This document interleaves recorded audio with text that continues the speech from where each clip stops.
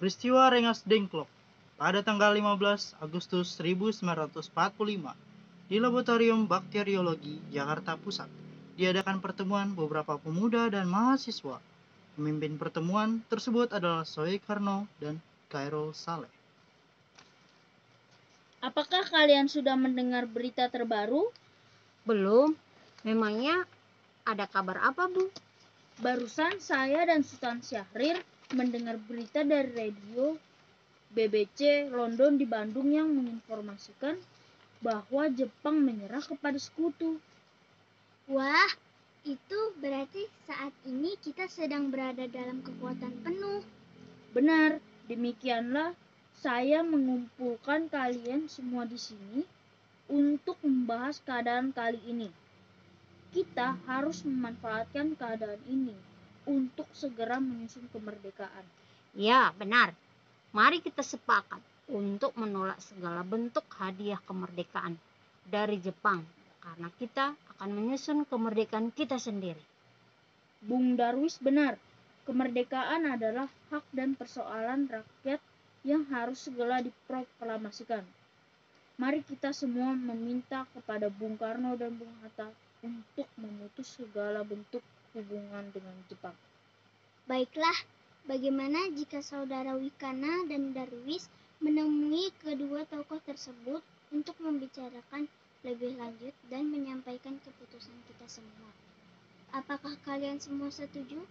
Bagaimana jika rapat siang ini kita tutup sampai di sini saja?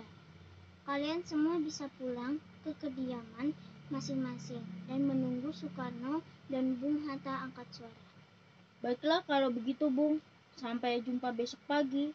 Kami pergi dulu. Terima kasih atas informasinya.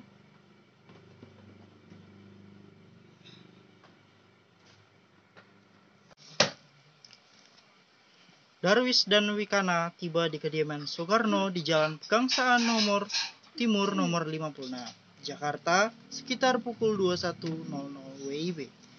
Keduanya menyampaikan hasil-hasil keputusan rapat pada pertemuan itu. Datang beberapa tokoh nasionalisme seperti Muhammad Hatta, Iwa Kusuma Sumantri, Samsi, Buntaran Swidoro, dan Ahmad Soebarjo. Assalamualaikum. Waalaikumsalam. Ada apa gerangan, saudara kemari? Mari masuk. Silakan duduk.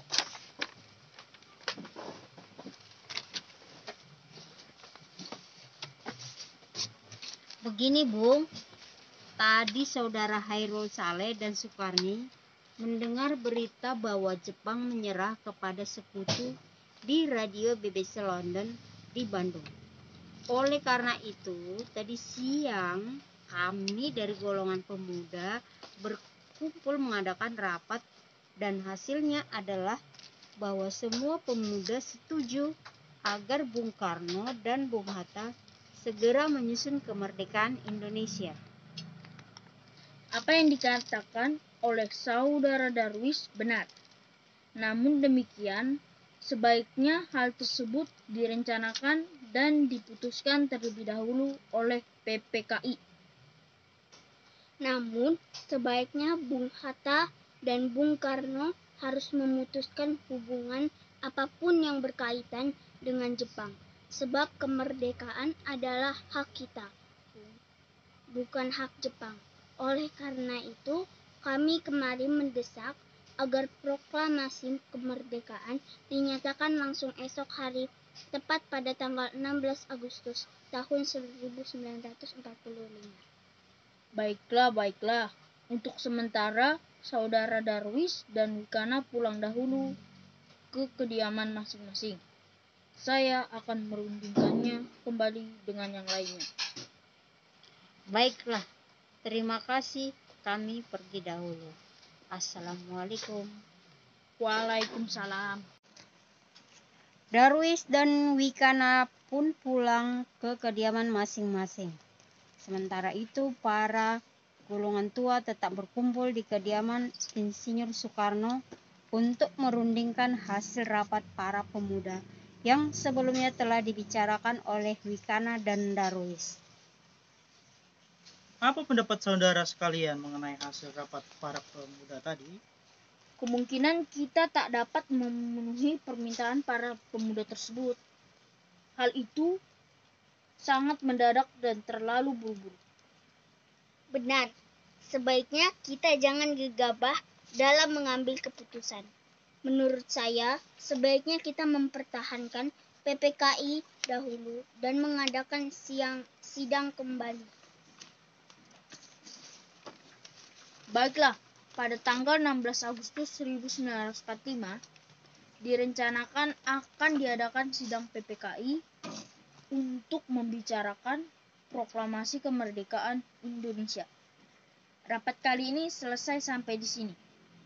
Sementara itu menjelang 16 Agustus 1945, tepat pukul 24 WIB di asrama Baperpi Cikini 71 Jakarta, para pemuda yang dihadiri oleh Sukarni, Yusuf Kunto, Dr. Muwardi, Sodanko Singgih, dan Hairul Saleh berkumpul. Begini, menurut laporan Wikana dan Darwis setelah bertemu Soekarno dan Bung Hatta, tampaknya golongan tua takkan menyetujui usul kita. Walaupun sudah didesak seperti tadi, kita harus mempunyai jalan keluar dari semua ini. Benar sekali. Ada saran? Bagaimana kalau kita mengasingkan Insinyur Soekarno dan Bung Hatta keluar dari Jakarta untuk menjauhkan mereka dari pengaruh Jepang? Bagaimana? Di mana kita akan mengasingkan mereka, Bung? Bagaimana jika ke Rengas Dengklok, suatu kota di daerah Kawedanan di Karawang. Tempat tersebut merupakan markas peta di bawah Sodanjo Subeno dan letaknya di bawah komando peta Purwakarta yang mempunyai hubungan erat dengan Daidan peta di Jakarta. Para pemuda pun menyetujui ide Sodanko Singgih tersebut. Tepat pukul 4 WIB, Insinyur Soekarno dan Muhammad Hatta dibawa oleh sekelompok pemuda menuju Rengas Dengklok. Rombongan ini berangkat dari kediaman Soekarno yang dikawal oleh pasukan peta di bawah pimpinan Sodanko Singgih.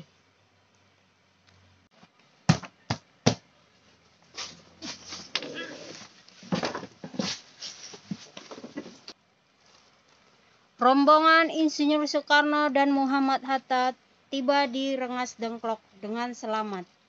Pada pagi hari tanggal 16 Agustus 1945, Soekarno dan Hatta berada sehari penuh di Rengas Dengklok. Begini, sebelumnya kami minta maaf membawa saudara sekalian dengan paksa kemari. Kami tidak bisa menunggu lebih lama lagi untuk kemerdekaan Indonesia. Jadi, mohon pertimbangkan kembali. Mohon bersabar, Bung Soekarni. Kami tahu para golongan muda tak sabar. Namun, semua butuh waktu. Benar sekali. Kami akan mengusahakan semuanya dan secepatnya. Saudara tidak usah khawatir dengan semuanya. Upaya pemuda untuk menekan Insinyur Soekarno dan Muhammad Hatta tidak berhasil. Karena wibawa dan harisma keduanya, para pemuda merasa segan untuk melakukan penekanan. Akhirnya Insinyur Soekarno mengadakan pembicaraan dengan Sodanko Singgih mengenai segera dilaksanakannya proklamasi kemerdekaan Indonesia. Begini, saya akan secepatnya melakukan proklamasi kemerdekaan Republik Indonesia. Dengan segera setelah kembali ke Jakarta. Saya berjanji. Baiklah, saya akan cepat kembali ke Jakarta dan menyampaikan rencana proklamasi kepada rekan-rekan dan pemimpin yang ada di Jakarta. Sebelumnya, terima kasih banyak Saudara Soekarno. Di Jakarta. Bagaimana Saudara Wikana? Apakah saudara setuju jika proklamasi dilakukan di Jakarta? Baiklah, saya setuju. Setelah ini, Yusuf Kuwanto akan mengantar saudara dan sekretaris pribadi saudara pergi ke Rengas Dengklok untuk menjemput Soekarno dan Hatta.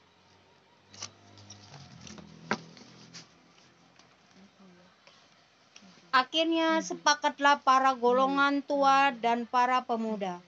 Proklamasi akan dilaksanakan di Jakarta. Semula Soekarni menolak pelaksanaan proklamasi di Jakarta. Namun setelah Ahmad Subarjo memberikan jaminan, Soekarni menyatakan persetujuannya. Pada malam itu juga diputuskan semua kembali ke Jakarta. Sekitar pukul 23 WIB, rombongan dari Rengas Dengklok tiba di Jakarta. Ketika Insinyur Soekarno dan Muhammad Hatta datang ke rumah Laksamana Maeda. Di sana sudah menanti BM Dia dari Surat Kabar Asia Raya, Semaun Bakri dari Jawa Hokokai, Sayuti Melik, Iwa Kusuma Sumantri, dan para anggota PPKI. Sementara itu Ahmad Subarjo dan Iwa Kusuma Sumantri mendatangi kediaman para pemuda untuk mengajak mereka ke rumah Laksamana Maeda. Assalamualaikum. Waalaikumsalam. Ada keperluan apa saudara Ahmad Subarjo dan Iwa Kusumantri kemari? Kami datang untuk mengajak saudara sekalian ke rumah Laksamana Maeda, yang di sana sudah hadir Soekarno, Hatta, dan anggota PPKI lainnya. Mohon datang. Tidak, kami tidak akan ke sana. Bukankah tak ada kesempatan sama sekali untuk kediaman Laksamana Maeda? Saudara Soekarni benar. Kami tidak ada perjanjian terlebih dahulu untuk bertemu di rumah Laksamana Maeda. Bukan begitu, Saudara Wekana. Hal ini dilakukan untuk mencegah gangguan dan halangan dari kampetai Jepang. Jadi, kami mohon dengan sangat kalian datang dan ikut berunding minimal dari kalian saja. Para pemuda kemudian bersepakat bahwa yang akan datang hanyalah Hairul Saleh dan Soekarni sebagai wakil para pemuda. Sedangkan anggota PPKI banyak yang hadir dalam perumusan teks proklamasi di rumah Laksamana Maeda tersebut. Demikianlah dialog tentang peristiwa Rengas Dengklok. Terima kasih.